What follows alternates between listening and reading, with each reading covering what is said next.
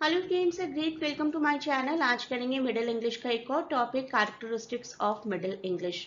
Middle English के dialects और middle English का इंट्रोडक्शन हम लोग कवर कर चुके हैं प्रीवियस 2 वीडियोस में। This is topic 5 under the heading of history of English language for JPSC examination. बाकी सभी एग्जाम्स में भी बहुत काम आएगा ये सब कुछ, ये सभी टॉपिक्स यूजीसी में और यूपीएससी एग्जाम्स में majorly this is part of JPSC examination. Live classes तो हमारी चली रही हैं, लेकिन लाइव में अभी एडमिशन प्रोवाइड नहीं किया जा सकता। 70% सिलेबस ऑलरेडी कवर हो चुका है। Although you can still opt for this PDF package, जहाँ पर सभी पीडीएफ्स ऐड की जा चुके हैं। You can see question number 1, 2, 3, 4। Question number 5 के लिए देर आर 2 पीडीएफ्स, क्योंकि थोड़ा सा वास्ट है ये। क्वेश्चन नंबर 6, 7, 8 के लिए भी 2 पीडीएफ्स हैं, क्योंकि 2 टॉपिक्स हैं, prose and essay, and 1 sample paper 2 और एक सैम्पल पेपर लगभग 3 सैम्पल पेपर्स के इक्विवेलेंट है।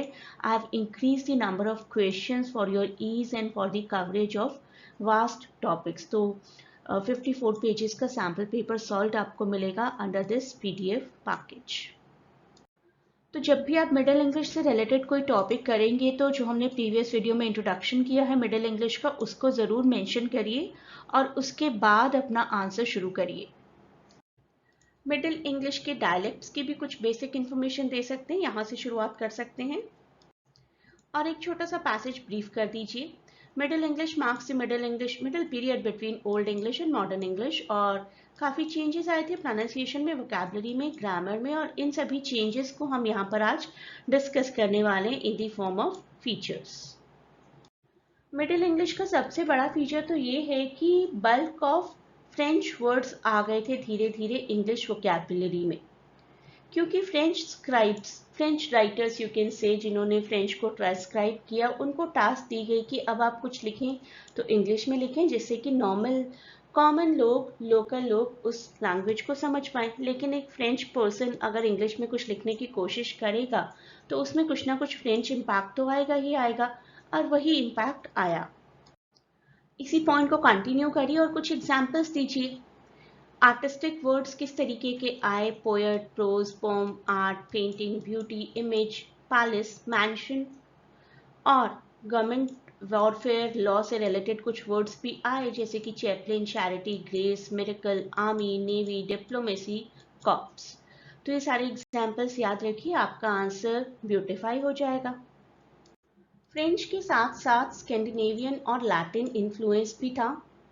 Beside the large number of French words, a good number of Latin words were also introduced in English language. Latin के examples ये हैं aberration, illusion, anachronism, और बहुत सारे स्कैंडिनेवियन टर्म्स भी आए थे, जैसे कि ओल्ड इंग्लिश निमेन, जिसका मतलब होता था स्टील करना, किसी से कुछ लेना, उसकी जगह स्कैंडिनेवियन वर्ड टेकन आ गया, NILKE, जिसका मतलब होता था सेम, उसकी जगह वर्ड ही सेम आ गया। हम सेम को ज़्यादा जानते हैं, but same is a Scandinavian word actually. Middle English को हम जानते हैं, टाइम पीरियड को बार बार बीच बीच में मेंशन करते रहिए, that will be a good impression on the examiner. 2 major changes अगर लेटर्स में बोलें तो थे, introduction of KQ and Z। KQ and Z ये इंट्रोड्यूस हो गए, जो कि ओल्ड इंग्लिश में नहीं थे। और इस तरीके के जी ने, जिसको कि यॉक बोला जाता था, इस तरीके के जी को रिप्लेस कर दिया एक्चुअल लेटर Z ने, जो कि हम आजकल यूज करते हैं।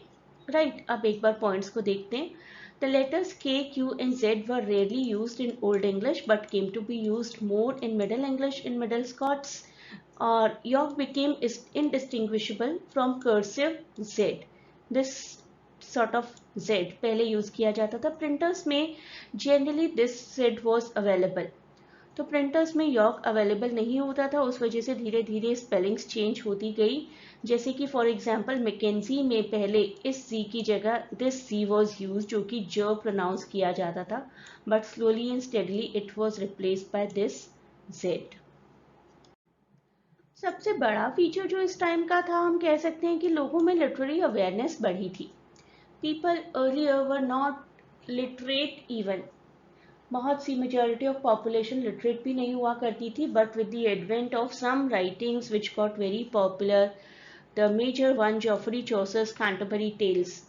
तो लोगों में फिर एक चाहत है कि हमें भी पढ़ना है, तो ग्रोथ हुई लिटरेरी अवेयरनेस की धीरे धीरे, and these texts are responsible for that. Geoffrey Chaucer Canterbury Tales, Sir Gawain and Green Knight, Wycliffe की Bible translation, the Cloud of Unknowing, कुछ मिस्ट्री प्लेस एंड कुछ मिरेकल प्लेस। तो ये सारे टेक्स्ट, इसमें से जो कुछ भी जितना भी याद रहे आपको वो ज़रूर लिखिए, लेकिन कैंटरबरी टेल्स को आप स्किप नहीं कर सकते। साथ ही साथ मिस्ट्री प्ले और मिरेकल प्लेस ये भी लिख दीजिए। कैक्सटन जी ने जो प्रिंटिंग प्रेस इस्टेब्लिश की थी ना 1476 में, उसी की वजह से इतना डेवलपमेंट हुआ लैंग्वेज का कि लोगों को पढ़ने का शौक हुआ, बुक्स छपने लगी, प्रिंट होने लगी। तो इसी वजह से लोगों को लगा कि अब बुक्स की अवेलेबिलिटी है। पहले मैन्युस्क्रिप्ट्स हुआ करती थी, राइट, मैनुअली बुक्स की कॉपीज बनानी पड़ती थी, राइटर स्पेसिफिकली लिखा करते थे। अब इजी हो गया था, बुक्स इजीली अवेलेबल हो जाती थी सभी लोगों के लिए, तो लिटरेरी अवेयरनेस इस वजह से भी बढ़ी। डिसिमिलैरिटीज इन स्पेलिंग्स। आजकल हम एक ऐसे टाइम पीरियड में जी रहे हैं जहां स्पेलिंग स्टैंडर्डाइज हो चुकी है, except for few variations like colour and neighbour, उसमें यू इस्तेमाल होगा या नहीं होगा, that depends upon region to region. तो इतना स्लाइट वेरिएशन है, लेकिन बहुत ज़्यादा नहीं। एग्जाम्पल देखिए अगर मिडिल इंग्लिश का, तो स्पेलिंग्स में बहुत वेरिएशन होता था। क्यों? क्योंकि कोई स्टैंडर्डाइज टेक्स्ट डिक्शनरी आजकल के जैसा कोई इंटरनेट ऑप्शंस वो नहीं होते थे वेरीफाई करने के लिए। तो कई बार हो जाता था कि एक सेम वर्ड की बहुत सी स्पेलिंग्स फॉलो की जा रही, स्पेलिंग स्टैंडर्डाइज नहीं थी। नॉट का ही एग्जाम्पल देख लीजिए, NAT, NOGHT, NAWT, NAUGHT, NAYOGT and many other similar forms were existing. So dissimilarities in spelling, that was a great feature of Middle English language. जो plural inflection हम आज use करते हैं, that is the gift of middle English. Old English में बहुत से plural inflections use किए जाते थे, AEUAN, राइट। लेकिन मिडिल इंग्लिश में प्लूरल इन्फ्लेक्शन थोड़े से डिक्रीज हो गए और S और ES रह गए। जैसे फॉर एग्जांपल आज की डेट में हम यूज करते हैं, बुक का प्लूरल करना होता है तो इट बिकम्स बुक्स, और कोई ऐसा वर्ड जो कि स साउंड पर एंड होता है तो वहां पर हम ES लगा देते हैं, बॉक्स का plural will become boxes. Middle English period में ही इन्फ्लेक्शंस डिक्रीज हुए थे प्लूरल फॉर्म के।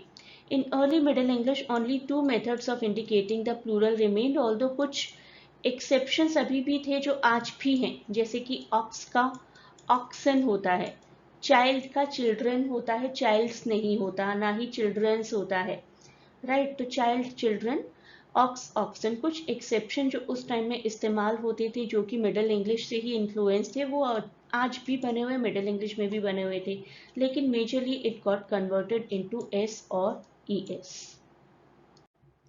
शिवेलरी, बहादुरी दिखाया जाना, एक बहुत बहुत बहुत बड़ा प्रोमिनेंट फीचर होता था मिडिल इंग्लिश लिटरेचर में।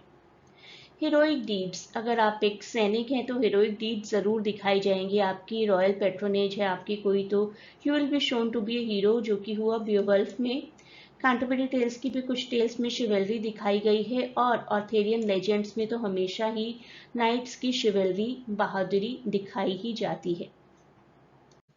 So, एंड में आप समराइज कर सकते हैं, और you can write these characteristics collectively mark Middle English as a transitional phase between Old English and Modern English, reflecting the linguistic, social, cultural changes of the time. उसके बाद जो यहाँ लिखा है वो लिख सकते हैं, in conjunction with the Norman Conquest, जिसकी वजह से Middle English की शुरुआत हुई थी ना 1066 में। Okay. The language used in Middle English period also went through very vast change. While the ruling elite spoke strictly French because of their Norman heritage, English remained the language of commoners, और एक transition period था, transition phase था, जिसमें linguistic, social, cultural, political हर तरीके के changes आए vocabulary में, inflections में। So this is how you can write about this topic, stating some very beautiful examples. अच्छा आंसर फॉर्म हो जाएगा आपका, ठीक से पढ़ेंगे, PDF की हेल्प से भी पढ़ना चाहे इसी चीज़ को तो एक बार और एक अच्छा रिविजन हो जाएगा आपका। To get PDF you can connect through this Telegram link. Please do not forget to share and subscribe the channel and provide your valuable feedback in comments.